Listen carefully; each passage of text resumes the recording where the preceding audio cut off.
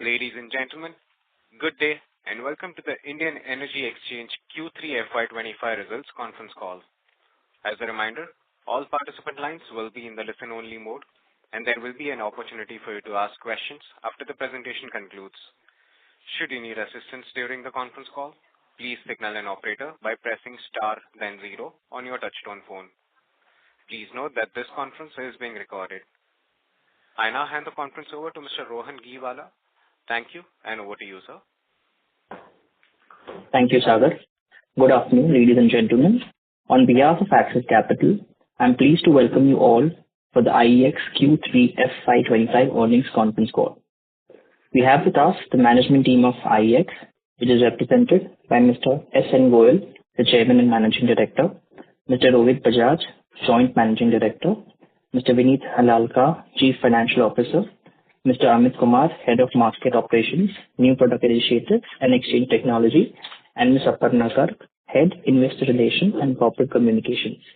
We will begin with the opening remarks from Mr. Rohit Bajaj, followed by an interactive Q&A session. Over to you, sir. Good afternoon, everyone. Am I audible? Yes, sir, you're audible, loud and clear. Thank you. Good afternoon, everyone. I welcome you all to the IEX earnings call for Q3 FY25. With me today on this call are Mr. Satyanarayan Goyal, CMD IEX, Mr. Vineet Harlalka, our CFO and Company Secretary, Mr. Amit Kumar, Head of Market Operations, New Product Initiatives and Exchange Technology, Ms. Aparna Garg, Head of Investor Relations and Communications, and Mr. Aditya Wali. Friends, the last quarter was a challenging one for the Indian economy. Economic growth in Q2 experienced a dip on account of weaker private consumption and slowed to 5.4% after more than 2 years of sustained accelerated growth.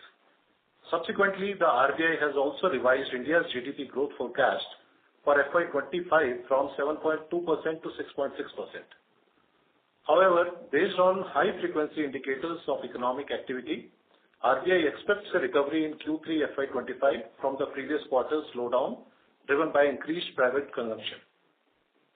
On the power sector front, electricity demand at 393 BUs during the third quarter was higher by 3% YOY, better than the previous quarter's muted 0.5% growth. Power demand in the country for the first 9 months of FY25 has been higher by 5% over the same period last year. The Ministry of Power has continued to maintain its focus on monitoring capacity addition and strengthening overall power infrastructure. Already 28 gigawatt of thermal capacity is under construction and about 40 gigawatt is under planning and tendering stage. In addition, 40 to 50 gigawatts of renewable capacity is to be added every year till 2030. This additional capacity is expected to increase sell-side liquidity on the exchanges in the coming years. On the fuel side, there has been ample availability of coal this fiscal. At 726 million ton, coal production for the first 9-month period from April to December FY25 has been higher by 6.1% compared with the same period last fiscal. Coal is available at a nominal premium of 10 to 20% under the Shakti B8 auction, and coal inventory today stands at a healthy 19 days. Imported coal prices in Q3 have also been competitive at $50 per ton. To meet the growing demand for power, MOP also made adequate provisions to ensure availability for the winter months by extending Section 11 directive to imported coal-based power plant to operate at full capacity up to 28 February 2025. These imported coal-based assets should support liquidity on the exchanges. Gas price at $14 per MMBTU, however, has seen a slight uptick in Q3 compared with $12 per MMBTU in Q2 due to onset of winters and continued geopolitical issues.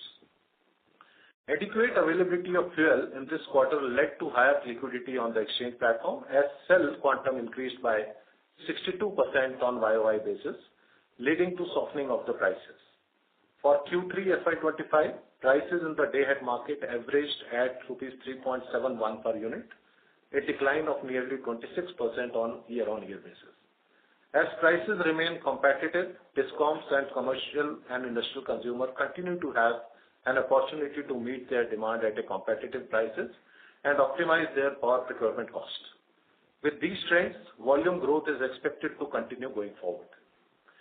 Let us now talk about important regulatory updates and policy initiatives during the quarter that helped deepening of the power markets. Under the amendments to Late Payment Surcharge (LPSC) rules, generating stations which have long-term PPA can now offer unrequisitioned power in the day-ahead market as well as the real-time market segments. Recent amendments in the LPSC procedures have now also brought the state government-owned generating stations under its ambit, mandating them to offer URS power on the exchange platform. This is expected to further increase liquidity on the exchanges. The Deviation Settlement Mechanism (DSM) Regulation 2024 is work in progress towards renewable integration and grid stability. Under the proposed amendments, deviation charges are again linked to grid frequency. With regards to solar and wind generators, deviation percentage allowed for levy has been narrowed to 10%. This is expected to help increase RTM volumes at exchanges. With regards to the carbon market, CERC issued draft procedure for trading of carbon credit certificate for both obligated as well as non-obligated entities through power exchanges. This will result in trading of carbon credit certificates on IEX in the near future. IEX business performance during Q3 FY25 has been robust. At 30.5 billion units, electricity volumes for the quarter were 16% higher on a year-on-year basis. For the first 9 months of FY25, electricity volume at 89 billion units were higher by 19% YOY basis. In Q3, a total of 26.5 lakh renewable energy certificates were traded, a jump of 31% over the same quarter last fiscal. REC trading volume touched 110.6 lakh certificates for the first 9 months of FY25, a rise of 158% over the same period in FY24. The RTM segment continues to demonstrate strong growth. For Q3 FY25, RTM volumes were higher by 30% YOY at nearly 9.3 billion units, showcasing its critical role in helping DISCOMs as well as open access consumers efficiently manage their short-term electricity requirements. For the first 9 months in FY25, 29.3 billion units were traded in this segment, a growth of 29% year-on-year basis. RTM's ability to offer flexibility and immediate responsiveness highlights the opportunity to efficiently integrate renewables with the grid. With regards to the green market in Q3 FY25, volume rose over 300% to nearly 2.5 billion units compared with Q3 FY24. While we continue to await approval from CERC for our long duration contracts of up to 11 months, a hearing of our petition on the green RTM segment was held recently by the CERC. As per the Commission's direction, we have sought public comments on our proposal. Green RTM would provide an opportunity for RE sellers to avail price premium over conventional power and allow buyers to avail green attributes of electricity. This segment shall also help reduce deviation exposure due to weather events by providing an avenue to trade green power 1 hour in advance.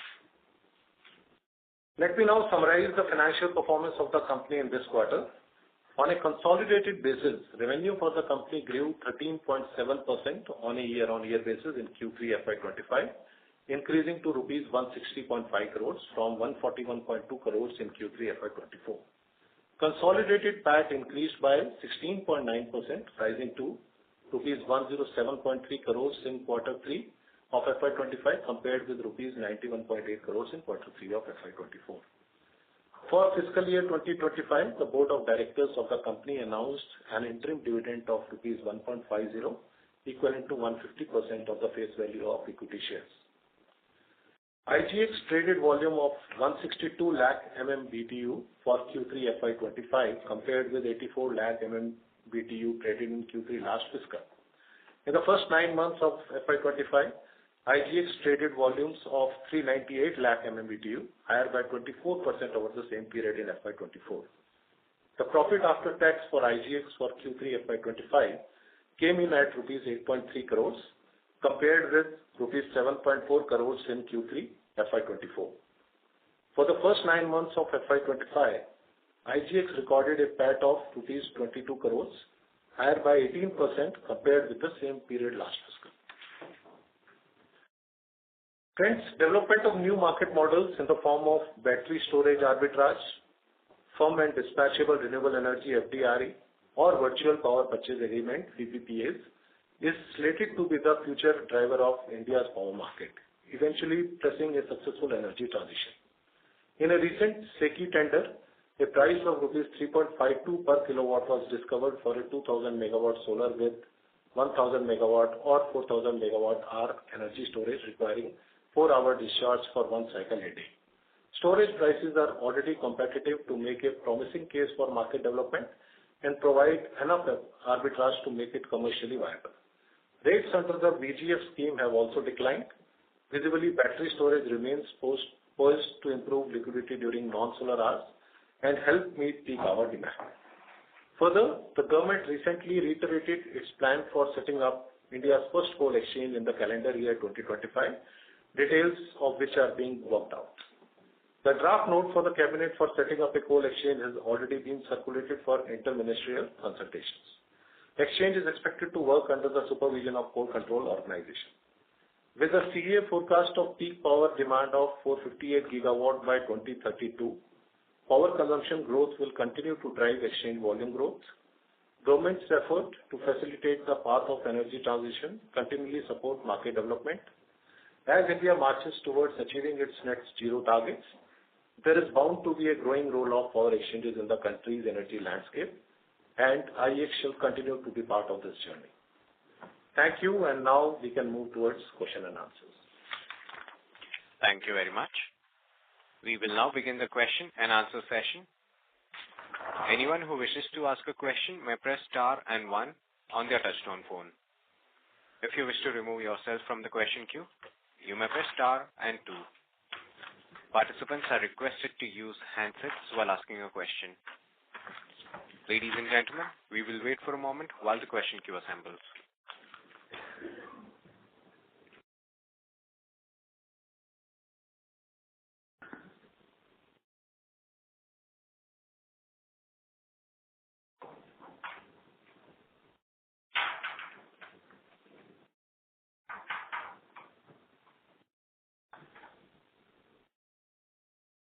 Our first question comes from Mayuresh M., individual investor. Please go ahead. Thank you very much for giving me this opportunity. Am I audible? Do you hear me well? Yes, you are audible. Okay. First of all, thank you for giving me this opportunity and taking my questions, and congratulations for the quarterly results. I would just like to know the current.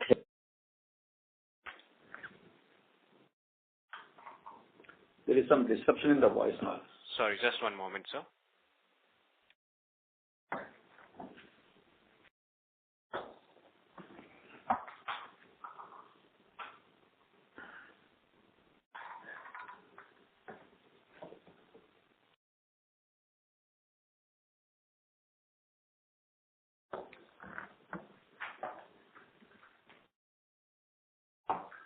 Yes, Mayuresh, sir, please go ahead. Okay, my question was, what is the current revenue breakdown for IEX, IGX, ICX, and coal trading in terms of numbers and in terms of percentages? Yeah, I'll request Mr. Vinay Halalka, our CFO, to respond to this.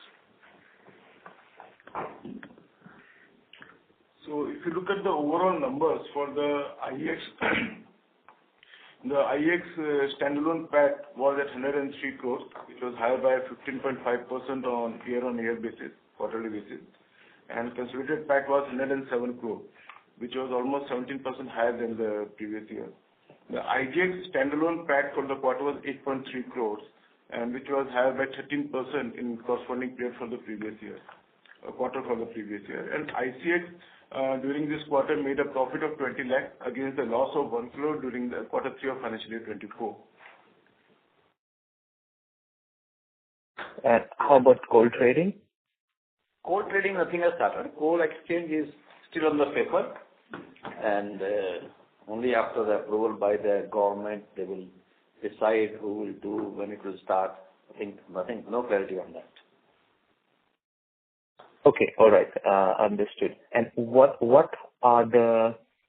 is the expected growth, or what are the expected revenues for the next 1 or 2 years, FY26 and FY27, as a whole, and also for the section for the sub companies like IGX, ICX, and IEX? See, as far as IEX is concerned, it is difficult to make any projections. I mean, since it is a technology platform, it all depends on growth in demand and supply. But looking at what we have achieved in the last 4 or 5 years, I think a number of 15-20% growth is definitely achievable. In case of gas exchange,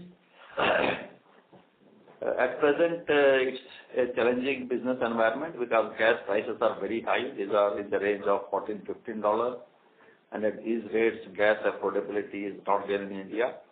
So gas import, I mean, gas consumption is not increasing at the rate at which it was expected to increase. But it is expected that in 2026-27, lot many liquefaction terminals which are under construction in the countries where the gas is available, and that will increase the gas supply in the world. And the gas prices are expected then to come down to almost about $8-9. And if that happens, I'm sure gas consumption in India will increase, and gas exchange should also see a jump in the volume growth. But it is difficult to make any projections at this stage now. Yes, I understand that. And for IEX, considering the fact that the government is promoting a lot of investment in new renewable technologies like wind and solar energy, and we have made a lot of progress in the past 3 years. And also we will be making a lot of progress in the coming years in terms of installations and capacity. Do you think that would help IEX to increase its volumes by more than 15%, maybe after 2-3 years, when this capacity will come into that should definitely help. Because what we have seen that when there is a good supply, the clearing price on the exchange reduces, and if the clearing price reduces, it provides opportunity to distribution companies to optimize their power procurement cost, and also to industrial consumers to optimize their cost.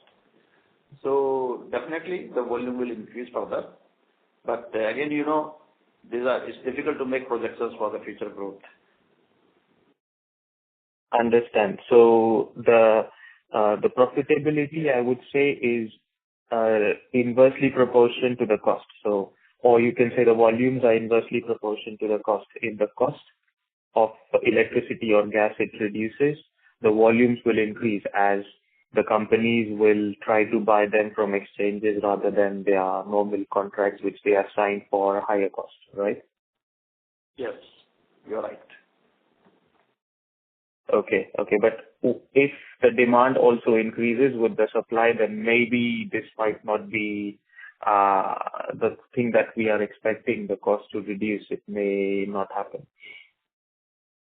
See, when demand increases and supply don't increase, commensurate supply increase don't happen, then the rate increases. And that puts a lot of pressure on the distribution companies. So it is good when both demand and supply increase. Then we really see a jump in the volume increase. Yeah. Okay. Thank you. Quite understood. Thank you very much for answering my questions, and good luck. Thank you. Thank you. The next question comes from the line of Sumit Kishore from Axis Capital. Please go ahead. Good afternoon, sir. My first question is, you've had very strong volume growth on the collectives, day-ahead market, RTM. Has that been accompanied with an overall increase in market share also as of 9-month FY25? If you could give us the data. In the electricity segment, we are maintaining a market share of around 83-84%. And that was the trend last year also, and this year also we are maintaining the market share at the same level. Okay. And what would be your market share in the REC segment? REC segment, I think the market share is about 60-65%. But then REC, see, REC is not counted as far as the market share is concerned. Yeah. REC is done twice in a month, and the revenue stream also for REC is we have reduced the fees.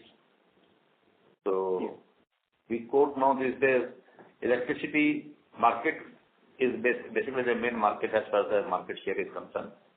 In any case, in electricity market share is 84.5%, and in REC it is about 60%. 84.5% overall. Okay. And within that, for the TAM, including DAC, your market share is still around 40% or so? Yeah, I mean, RTM and TAM is practically 100%, and rest of the product it is about 35%. Okay. The second question is, in opening remarks, it was mentioned about the new products and the regulatory developments. So, this trade up to 11 months, for TAM, how soon can this materialize? And similarly, on the green RTM front, what is the stage of progress? So if you could sort of break up the LPSC rules, green RTM and TAM, and the timelines over which you expect these to materialize and the volume uptake they can translate into. 11-month contract, hearings are complete, order is reserved. So it depends on CRC, but then the hearings were complete a couple of months back. So we are waiting their order. As far as volume in the 11-month contract is concerned, again, it is difficult to say because we already have 3-month contract, and distribution companies normally purchase power on seasonal basis. Only thing is there are few distribution companies who purchase power maybe for the month of June to September, maybe 3, 4, 5 months in advance. So maybe that kind of opportunity, if 11 months contracts are approved, we can get that opportunity also on the exchange platform. So that may not be very significant, but then we are waiting CRC order approval on that. RTM, the petition was admitted. We have posted the petition on the website for public comments. Thereafter, we will respond to CRC also on those comments, and CRC will then have a hearing. It will take some time, maybe a couple of months, 3, 4 months it may take. Okay. And, in LDC right now, what kind of volumes have you seen in the 9-month period, and what has been IEX share? Our volumes, total volumes for all the 3 exchanges in the LDC has been about 18 billion units, and our share is about 38% in that. So 18 billion units, because this number, I think, was just 5.2 billion units as of first half. So there has been a big uptick in LDC in third quarter. So this number is term ad market and GTAM taken together. Okay. This is a TAM segment, and TAM segment number is... No, 5 and 5.8 must be for IEX. Here we are talking about... Yes. It was for IEX. Is for the market. Not for the market. Together. For IEX alone, this number is 7.1 billion. 7.1. Okay. Just one last question on, update on how, if at all, market coupling is study and etc. events are panning out. No update. CRC had issued order in the month of February for simulation of the different market segments and submit a report with CRC. Report is awaited. So that shadow pilot study, etc., done or? No, shadow pilot report is awaited. So only when they submit the report, CERC will take a view thereafter. So in terms of timeline, you think that this can keep getting delayed for how long? This was to be submitted in the month of July, and we are now in the month of January of next year. So already 6 months are over. So let's see. Okay. Thank you. Thank you so much. Thank you. Ladies and gentlemen, in order to ensure that the management is able to address questions from all the participants in the conference, please restrict your questions to 2 at a time. You may join back the queue for follow-up questions. Our next question comes from Rushabh Shah from BugleRock PMS. Please go ahead. Thanks for the opportunity. Am I audible? Hello. Sounding a bit muffled. Yeah. Am I audible now? This is much better. Please go ahead. Yeah. So, my questions are, in one of the calls you mentioned that even if coupling happens, you will be able to defend it and defend the market share. Could you please explain in detail how would you do that? What measure will you take to defend your share? How we will defend our share if market coupling? No. Your question is not clear. Can you repeat the question? In one of the calls you mentioned that even if the coupling happens, you will be able to defend your market share. So, can you explain in detail? I don't think we have ever said that in case of coupling we will be able to maintain the market share. What we are always only saying is that even in case of coupling, we are doing a lot of customer-centric activities to ensure customer loyalty, and we should be able to retain a significant market share. Okay. And next question is, as you say that on the sell side you have thermal generators who are registered with you. So what do you do for engaging more and more customers on the platform? And what are there any incentives you offer for both buy side as well as sell side? Getting customers on the exchange platform today, we have all distribution companies are registered with us. All large generators, captive generators, they're all registered with us. Renewable generators, they're all registered with us. So there is hardly any generator in the market who is not registered with us. We have practically more than 400 generators who are registered with us.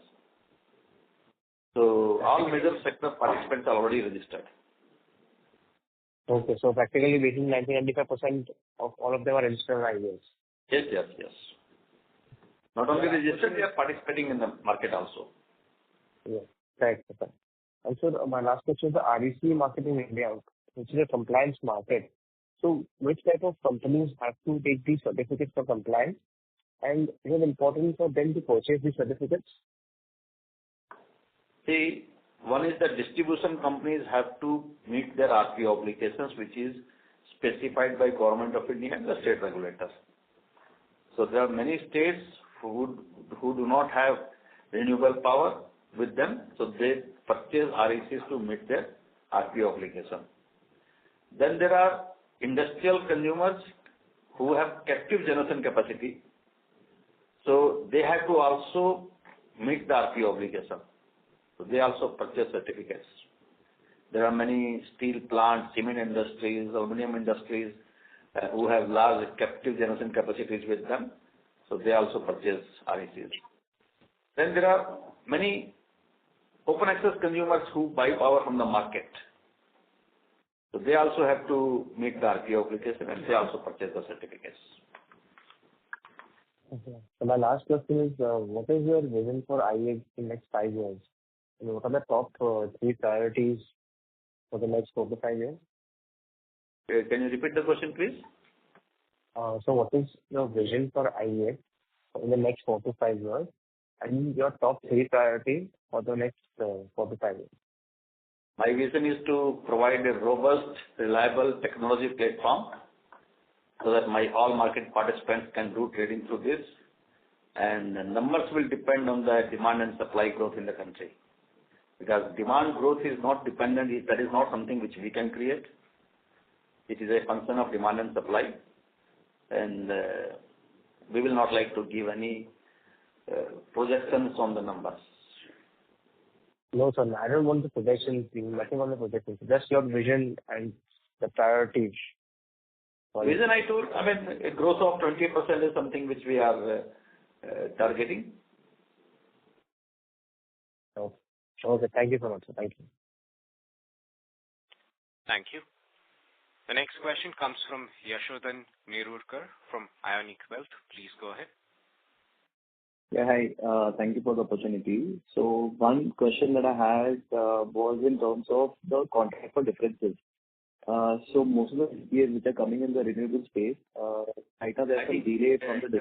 Voice is not clear. Can you put the question slightly slowly? Just a second. Hello, is it better now? Yeah, better now. Yeah.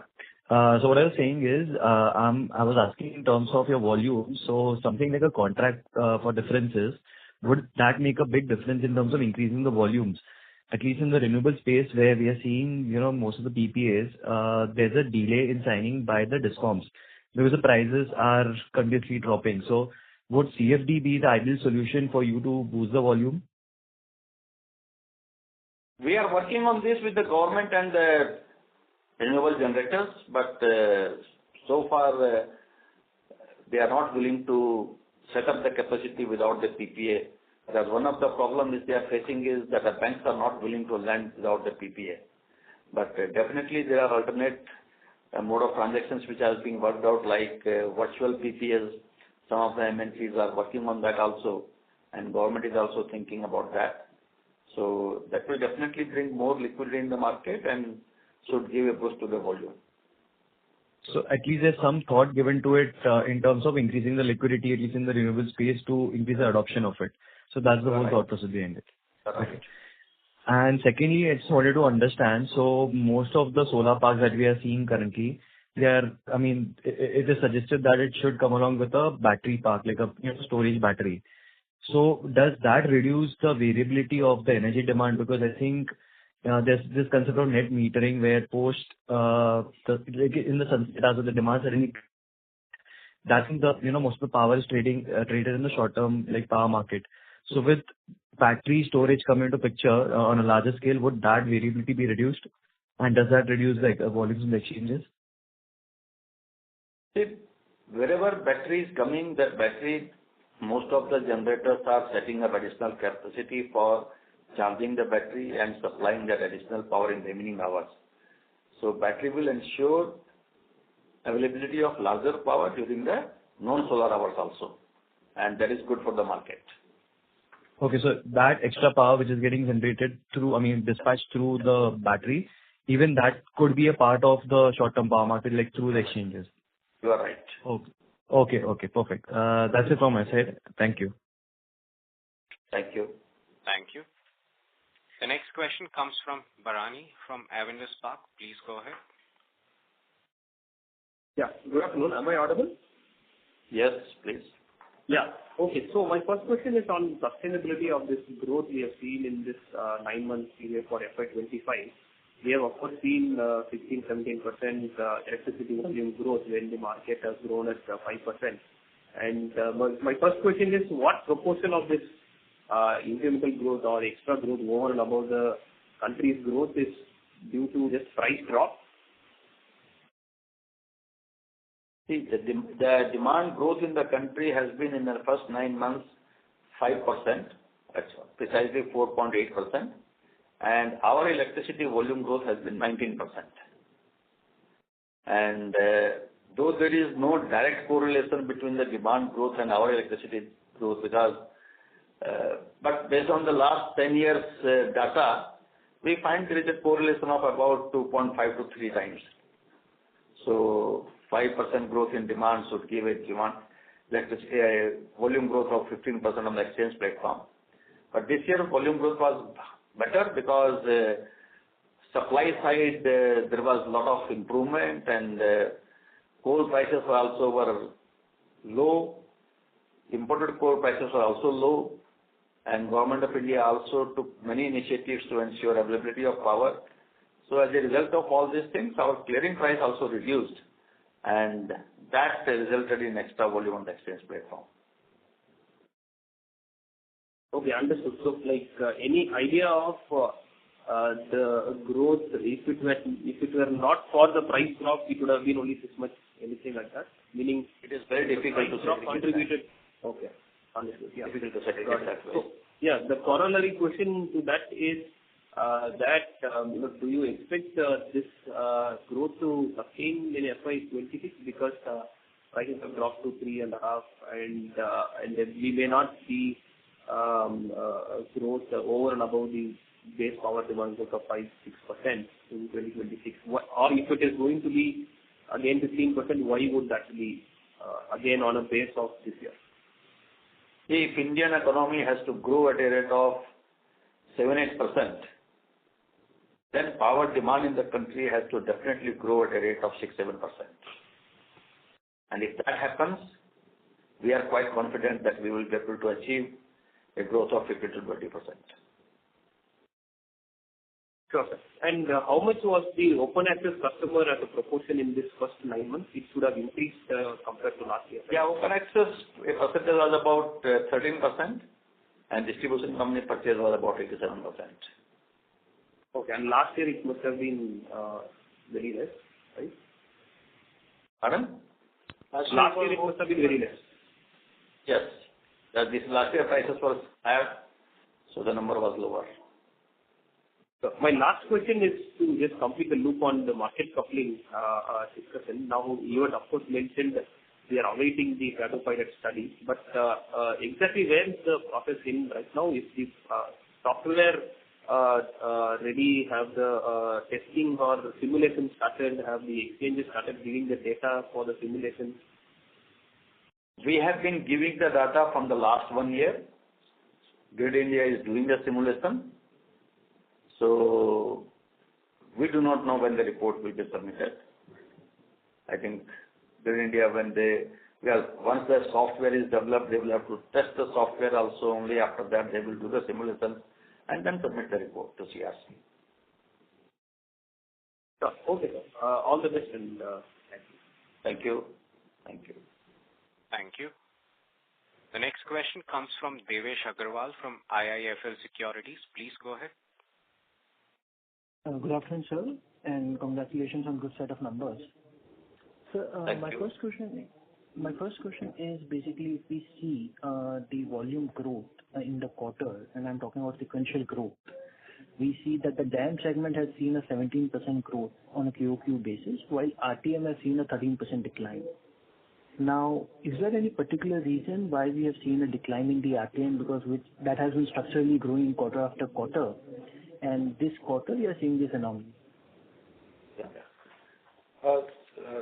See, what happens is, in case of RTM, energy mix also plays very important role. So when we are comparing Q3 vis-a-vis Q2, Q2 is the time when we have lots of wind generation in the country, lots of hydro generation in the country, and overall renewable proportion is very high. More the renewable proportion, more is the intermittency.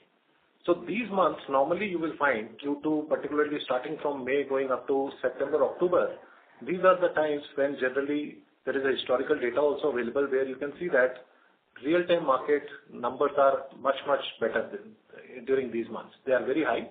And particularly in Q3 quarter, when the overall renewable proportion is so low, we see there is some drop in the renewable side, on the RTM side. But if we look at collectively both RTM as well as Day-Ahead Market, then you will see that collective segment overall has grown. Right, sir. Right. And secondly, sir, if we talk about the DAM segment per se, because you have seen an overall decline in the clearing prices, and I think these are at a 2.5-year low.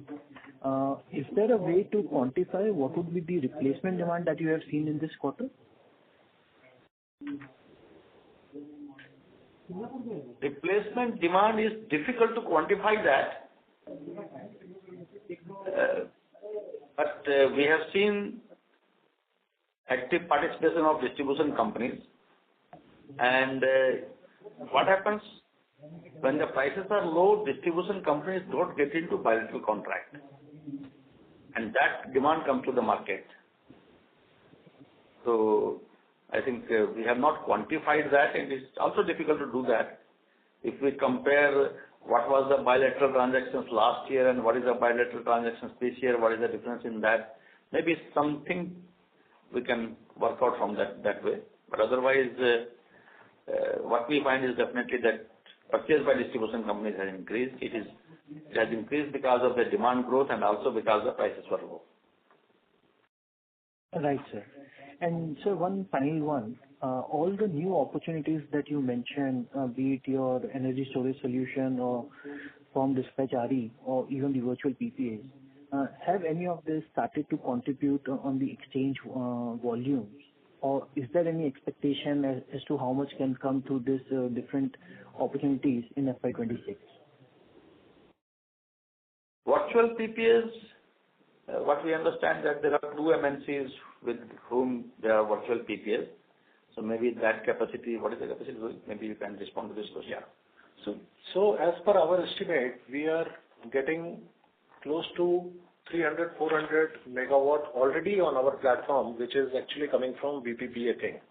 There are certain VPPA which are there in place, and they have this generation during the solar hours, and they are selling it. As we have done some more assessment internal, where we are seeing that, let's say by end of this fiscal, we are expecting up to 2 gigawatt of total renewable cell potential, which will be there and which has potential to participate in our spot markets. And this would be not only VPPA, it would be some merchant capacity also. This 2 gigawatt is just the virtual PPAs or it's including your energy storage? I'm talking about total renewable capacity. This would include virtual PPA also, and this will also be, there would also be certain merchant plants, certain disputed PPA plant, everywhere where they are not supplying under long-term PPA. This would be the total thing that we are expecting by year end. In addition to what we did this year. Yeah. Understood. Thank you so much, sir, and all the very best. Thank you. Thank you. The next question comes from Shaleen Kumar from UBS. Please go ahead. Yeah, hi. Congrats on the good set of numbers, sir. I know you have kind of answered this question, but just again, I have to pick your thought process here. So on the long duration side, there is some update as well. So 2 parts to it. One, should we consider that, that on the green side, if there is a kind of a green, we have received a positive signal from CRC, it's an indication that things should move swiftly on the long duration as well. And if that happens, what's your best guess? I think for the guess or estimate that this could happen in what time frame? Both the things. So there are, as you rightly said, there are 2 things. One is green real-time market. Second is long duration contracts up to 11 months. Green real-time market, as Mr. Goyal has just explained, all the first hearing has happened, petition has been admitted, consultation process has started. So our expectation is, let's say next 2 to 3 months time, we should get something positive from the CRC, then we would be in a position to launch this. As far as longer duration contract is concerned, this hearing got completed about 8-9 months back. So we are awaiting this. If you ask me to guess, again, I would say 3-4 months, we should be able to launch that as well. Got it. So most likely in 3 to 4 months, we will be able to launch this. And this will roughly, if our understanding is right, roughly open up almost 40 billion unit market for us? Absolutely. So if we go by last year numbers, it is total potential that exists is about 40 billion units. And in a phased manner, exchanges should be able to capture that. Right. Got it, sir. Got it. So I also like to touch base on one more question over here, right, which everybody's again been discussing about. But again, I want to go a little deeper on the coupling side, right, and like to have a little debate here. The coupling was a part of your coupling was, I think, was came or introduced along with MBED, right? Now, while we are talking about coupling, why we are not talking about MBED? That's one front. Is it coming up in any of your discussion? Second, again, logically, again, here I'm looking for your views. Does coupling have any merit, right? in your view, and if in any of your discussions with the regulators, this kind of discussion is arising, and what are you thinking about it? Yeah, see, number one, ambit, discussions happened on this right from 2018. It was in the discussion for almost about 4 years. But under the ambit, see, today we have, if you look at the scheduling mechanism, we have decentralized scheduling mechanism. Each of the state, they have their power purchase agreements, they have their allocations from the central generating stations, and they do scheduling of that. And they have the renewable also, so they do scheduling of all these renewables and thermal power plants. So it is their responsibility to manage the demand and supply within the state. Under ambit, the scheduling is done at the centralized level. So states are reluctant in giving their rights of scheduling. This issue was discussed with many of the states, and there was a lot of reluctance from the part of the states. That is why what we understand is that ambit has been dropped. It is not being considered now. As far as coupling is concerned, we have said very clearly that there are no merits in coupling. In the past, we have mentioned about this. We have also made our submissions to CRC on the staff paper that why coupling is not desired and why coupling should not happen, because this will kill the institutional framework of this market, power exchanges. This will kill innovation. This will kill competition in the market. And that is why regulator has issued the staff paper for simulation of the data, and they want to take a decision based on the simulation results, that if there is actually a merit in the case, a benefit to the consumers, maybe they will consider this. Otherwise, they may not consider this. But do you think that they can be, because I don't understand, it is not a market coupling, it's an exchange coupling, right? Earlier the thesis was a market coupling. There are no markets to couple here. Right? So the whole I agree with you. It's a misnomer, but whatever it is. So regulator will probably take a view based on the simulation results. Sure. But simulation results can't, again, going back to having the same point, given your market share, at least in the key product of almost 100%, how can the simulation results be any different? Again, I agree with you. If you look at the order of CRC dated 6th of February, in that order itself, CRC has mentioned that if one of the exchange has 99% market share, and as the common sense will say, coupling 99 with 1% will not lead to any benefit. So it is already there. They have also mentioned that. But anyhow, since they have issued an order for doing the simulations for the different market segments, it is RTM, RTM, DAM, and also RTM with SCED. So let's wait for the report to come. Right, sir. Who is the last bit, who is the app or Rohit, sir, anyone can answer. Hypothetically, even if we say, coupling happens, how easy to implement it? Because while we say coupling, but, let's think about the challenges. Any thoughts on that? There are many challenges as far as DAM, RTM coupling is concerned. Then even if it is done by the system operator, they need a software. Present software which they are developing for the simulation is basically just for the simulation of big data. But if you have to run the market, then you need a market-grade software. And that kind of a software will have to be developed, the front end of this, the back office of that, all those things will have to be done. So that will need a lot of time. And thereafter, you will have to also work out the process of physical settlement of power between the exchanges and financial settlement between the exchanges, and also have to ensure that how exchanges, that the financial settlement between the exchange is ensured, because each of the exchange will have to ensure payment to their sellers. So I think all these things will have to be worked out. So it will definitely take a good amount of time. And in case of RTM and SCED, if that is the option which is decided by the regulator, then in that case the time required will be much more, because SCED, the algorithm is entirely different, RTM, the algorithm is different, I think we will have to first define the logic for that. That itself is a big task. And thereafter, developing a software for that. And again, the physics, because there the number of participants are going to be large, because all these generating companies under the PPA, they will be also the participants and also the distribution companies. So I think the process involved in physical and financial settlement is quite complicated there. So I think time required will be much larger there. It could be even 2 to 3 years. Got it. So basically, in nutshell, we are saying there's a lot of investment, manpower, right, technology, etc. is required to do this. And so this should only happen when there is a very, very strong merit for this. Yeah, sure, definitely. Regulators also will take all these points into consideration while taking a decision. Got it, sir. Got it, sir. Thank you so much, sir. I believe we hope, continue. Thank you. Thank you. The next question comes from Karan P. Gupta from Cavi Capital. Please go ahead.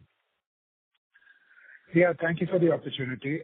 Just a quick question, sir. Can you just talk about the difference between volume growth and revenue growth in the last quarter? I noticed volume growth is about 16% and revenue growth was about 2.5% lower than that. So if you could just talk about that briefly, why that difference? Yeah, in some of the products, we are also giving incentive to our partners. So the difference is because of that. Is this incentive something that started recently? Because I haven't noticed a similar difference in past quarters. So, and how do you see this going ahead? Is it because of competition that's happening in the market or to grow the market as a whole? If you could just talk about that, please.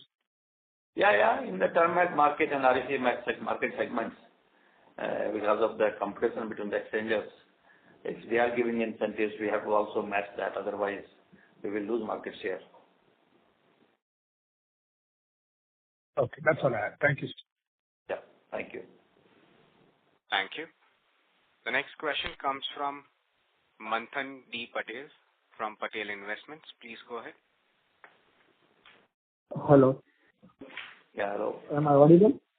Yes. So there are two questions. First thing I want to know, is there any learning curve involved with, while basically running the front-end operations on your platform? Hello. I'm not able to hear you clearly. Manthan sir, may we request to use the handset mode if you are using the speaker mode, please? No, I'm hello. Hello. Hello, yes. Are you able to hear me? Please go ahead. Let me try. Yeah. So I want to know, is there any learning curve involved while using your platform, like if novice or any new participants want to trade energy? Manthan, I'm not able to hear you clearly. Hear your line clearly. Hello.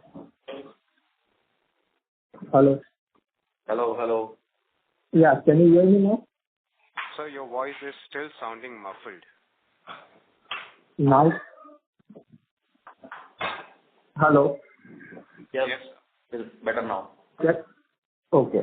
So I want to know, is there any learning curve involved while initiating trading on your platform?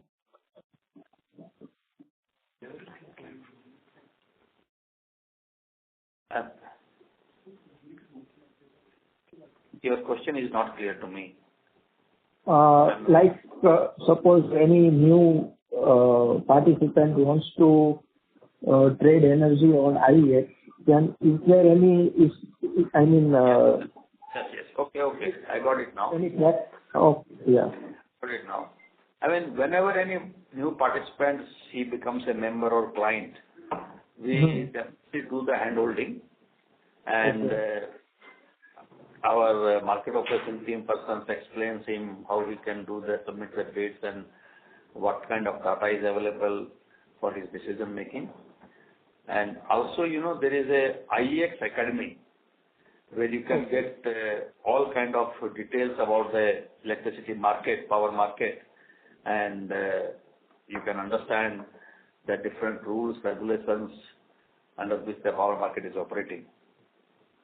Okay. And sir, relating to first question, other exchange will have other kind of system. Is my understanding correct? Like both systems won't be same.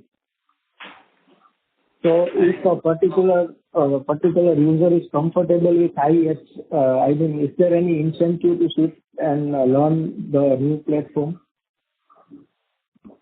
Boss, we are not able to hear you properly. Hello, yeah. Can you hear now? Your voice is loud, but there is a lot of... Your line is not clear, sir. Line is not clear. Hello. Please send me the email. Send the email to Aparna Garg. We will respond to your question. Sir, can you hear now? I'm able to hear you from the beginning, but there is a lot of disturbance in the line. Okay. Sir, actually, basically, I want to know if some user is comfortable with IEX trading system, then is there any incentive to move towards other system? I think the other system will have different kind of operating system. We will have to learn the new system. Gentlemen, can I request you to send a mail, please? You are wasting everybody's time. They are not able to hear you. Sure, I'll do that. Please. Thank you. The next question comes from the line of Gopinatha from PNR Investments. Please go ahead. Sir, my question is already answered. Thank you. Thank you. The next question comes from the line of Ankit Kanodia from SmartSync Services. Please go ahead. Yeah. Thank you for taking my question and congratulations on good set of numbers. Just one little clarification on the market coupling thing which you answered to a couple of participants. That shadow coupling is already done and we are waiting for the report, or it is not yet done yet? The government has not yet completed the shadow coupling. We do not know whether the shadow coupling simulation has been done or not, because we are giving the data and we are not getting any feedback about the simulation details. Okay. That was very helpful, sir. And the second question is related to the transaction income which we make. That is the bulk of our basically revenue in IEX. So how has been the transaction price mechanism in the past, and how do we see that going forward, and how much of government's influence is there in that? Government influence on transaction fees? Yes. See, from 2008 to 2021, there was no regulation of transaction fees. Exchanges were free to charge the transaction fees which they feel right. And we have been charging this 2 paisa on either side from 2011 onwards, and we have kept it constant thereafter. Then in 2021, the new regulations came. There also CRC specified a transaction fees of 2 paisa on either side. And subsequently, product-wise, we have filed petition, and those petitions also have been approved with 2 paisa on either side. So, is it fair to assume that you don't foresee any risk on this angle going forward? Yeah. I mean, these kind of approvals don't happen every day. So once CRC has approved that, I feel that this approval should hold good for at least 5 years. Okay. Thank you so much, sir. That was only comment. Thank you and all the best. Thank you. Thank you. Ladies and gentlemen, we would take that as our last question for today. I now hand the conference over to the management for closing comments. Thank you, friends. I would like to thank each one of you for being part of today's call. We have had good first 9 months for this fiscal on the business front. We have witnessed several efforts announced by the government and regulators to further develop our markets in the country. We remain committed to contribute to the development of a sustainable and efficient energy future for India. Have a wonderful evening. Thank you. Thank you. On behalf of Indian Energy Exchange, that concludes this conference. Thank you for joining us. You may now disconnect your line.